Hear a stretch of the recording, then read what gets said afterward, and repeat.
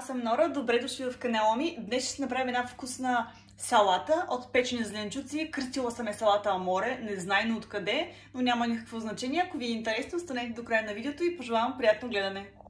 Зеленчуците, които ще използвам за нашата салата Аморе. Знам, че кажете, че това е голямо количество салата, но все пак ние сме 10 човека. Обичам да използвам шарения пътълджан, тъй като няма този горчив вкус и няма нужда от предварително накисване.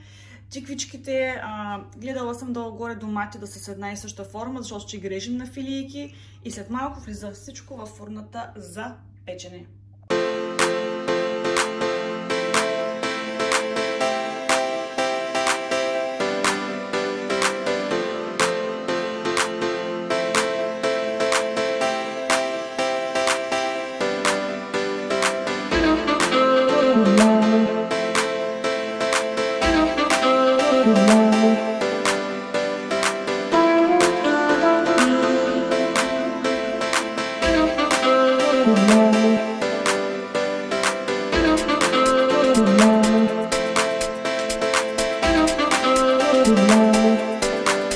Ето нашата салата от печени зеленчуци вече е готова. Тук на места съм сложила и малко печен чесън за допълнителен вкус. Дресинга ни е от зехтин, балсамов оцет и малко горчица.